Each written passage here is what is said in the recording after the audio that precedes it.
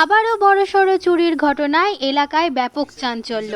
ঘটনাটি ঘটেছে দাসপুর থানার অন্তর্গত ফকিরবাজার গ্রামে।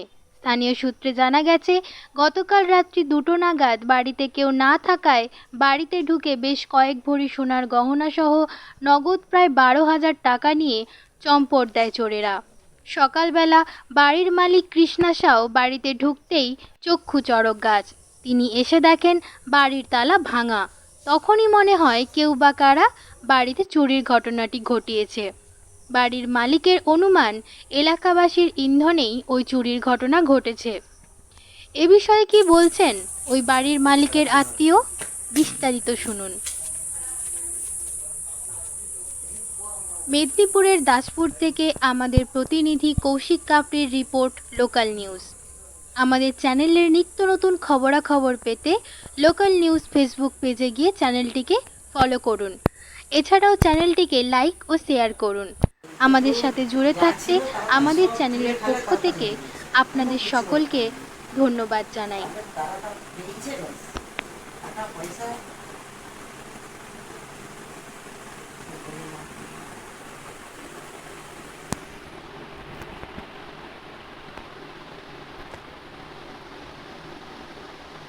বলবো, এটা আমার পিসির বাড়ি, নাম কৃষ্ণা সাউ। মঙ্গলবার রাত্রিবেলা ঠিক 2টোর সময় আশেপাশে বাড়ি তালা ভেঙে বেশ কিছু জিনিস চুরি হয়েছে। প্রায় 8 থেকে 12,000 টাকা আর কিছু সোনার গহনা, ম্যাক্সিমাম 4 ভরির মতো হবে। বিষয়টা হচ্ছে, যতদূর সম্ভব আমাদের এই ফকিরবাজার গ্রামের অনেকটা ভেতরেই বাড়ি। এখানে বড় রাস্তার সঙ্গে সেরকম সংযোগ নেই। মনে হয় লোকালি কোনো ইনফরমার যারা আছে তাদের সঙ্গে এই চুরির ঘটনা সম্পর্কিত। তা না হলে একদম এই ইন্টেরিয়ারে এসে চুরি করা গভীর রাতে, এটা কোনোদিনও হয়নি আমাদের এই আশেপাশে। এই প্রথম হলো। 3-4টা তালা ভেঙে সব কিছু নিয়ে গিয়েছে এবং এলোমেলো করে রেখে গিয়েছে।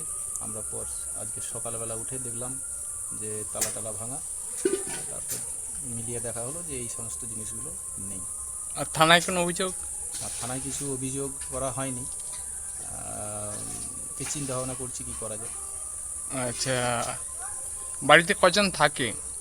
বাড়িতে পিসির 2 ছেলে, তারা ব্যবসা সূত্রে দুজনেই বাইরে থাকে। পিসি তার বড় ছেলের বাড়িতে গিয়েছিল গত পরশুদিন। এরকম ঘটনা অনেক সময় হয়, বাড়িতে থাকে না, কিন্তু চুরির ঘটনা ঘটেনি। এই প্রথমেই এরকম ঘটনা ঘটলো যে না থাকার জন্য জিনিসপত্র চুরি গেল। এই জায়গাটার নাম কি? জায়গাটার নাম ফকিরবাজার, দাসপুর থানার অন্তর্গত তোমার ফকিরবাজার গ্রাম। তোমার নামটা? আমার নাম সন্তু দে। আমি আমার ছোট পিসি হয় সম্পর্কে।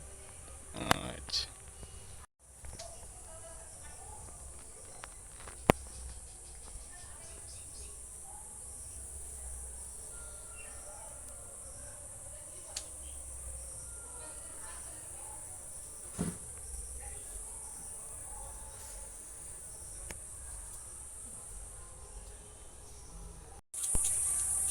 এই ছায়াটাই